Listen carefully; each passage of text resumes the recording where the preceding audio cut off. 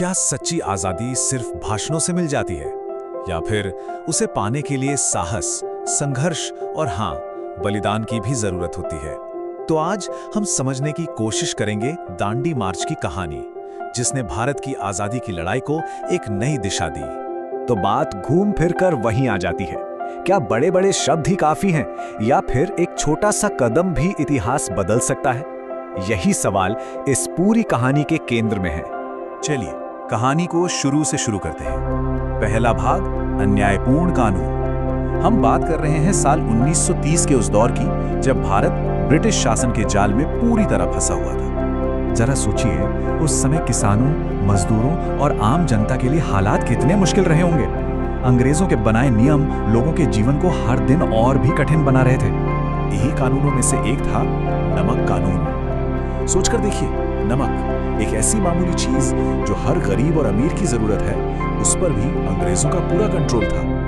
कोई भी भारतीय, यहाँ तक कि जो समुद्र किनारे रहता है, वो भी खुद नमक नहीं बना सकता था।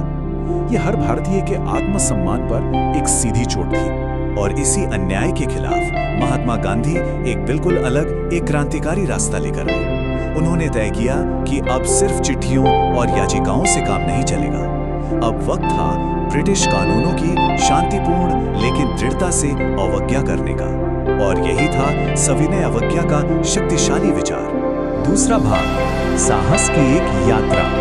और यहीं से शुरू होती है हिम्मत और दृढ़ संकल्प की वो ऐतिहासिक कहानी। 12 मार्च 1930 साबरमती आश्रम से ये ऐतिहासिक सफर शुरू हुआ। गांधी जी के साथ जानते हैं कितने लोग थे? सिर्फ 78 समर्पित सत्याग्रही। और उनके हथियार कोई बंदूकें या तलवारें नहीं, बल्कि सिर्फ सत्य और साहस। ये मार्च एक पतली सी धारा की तरह शुरू हुआ था, लेकिन जैसे जैसे ये कारवां गांवों से गुजरता गया, हजारों लोग इसमें जुड़ते गए और देखते ही देखते ये एक विशाल नदी में बदल गया। पूरे 24 दिनों तक ये यात्रा चलती रही। गांधी जी ये बात अच्छी तरह जानते थे कि ये सिर्फ पैदल चलना नहीं है।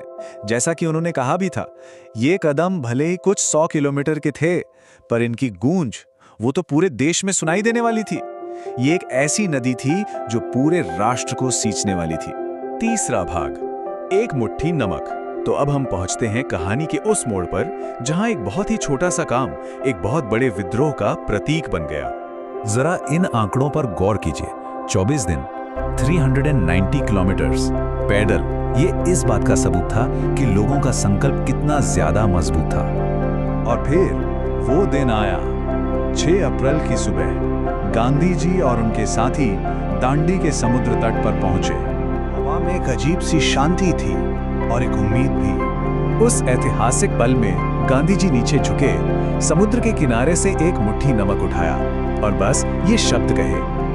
काम बहुत साधारण था, है ना? लेकिन इसने पूरे भारत में आजादी की एक ऐसी लहर दौड़ा दी जिसकी किसी ने कल्पना भी नहीं की थी। चौथा भाग, स्वतंत्रता की लहर।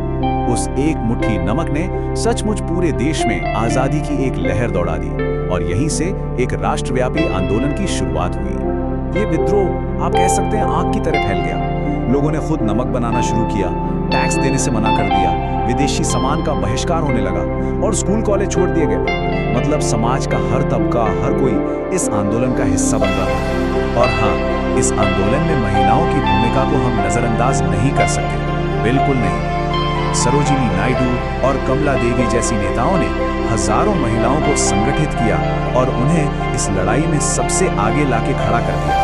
अब इस शांतिपूर्ण विद्रोह से ब्रिटिश सरकार का क्या हाल हुआ होगा? जाहिर है वो बौखला गई। और उनकी प्रतिक्रिया क्या थी? दमन। महात्मा गांधी समेत हजारों शांतिपूर्ण प्रदर्शनकारियों को जेल में डाल दिया गया। पांचवा भाग, अहिंसा की विजय। लेकिन सवाल यह है कि क्या ये दमन, ये गिरफ्तारियां इस आंदोलन को रोक सकी? इसका जवाब ही इस आंदोलन की असली जीत थी। सोचिए, हजारों लोगों को जेल में डाल दिया गया, उन पर लाठियां बरसाई गईं, लेकिन लोगों का जो साहस था, उनका जो अनुशासन था, वो नहीं टूटा। उन्होंने ये साबित कर दिया कि अहिंसा असल में हिंसा से कहीं ज्यादा ताकतवर हथियार हो सकती है। इस पूरे आंदोलन ने न सिर्फ भारत को बल्कि पूरी दुनिया को 3 बहुत बड़े सबक सिखाए। पहला कि सत्ता को बिना हथियारों के भी चुनौती दी जा सकती है, दूसरा कि लोगों की एकता ही सबसे बड़ी ताकत है, और तीसरा कि सच्ची स्वतंत्रता की नींव सत्य और अहिंसा पर ही रखी जाती है।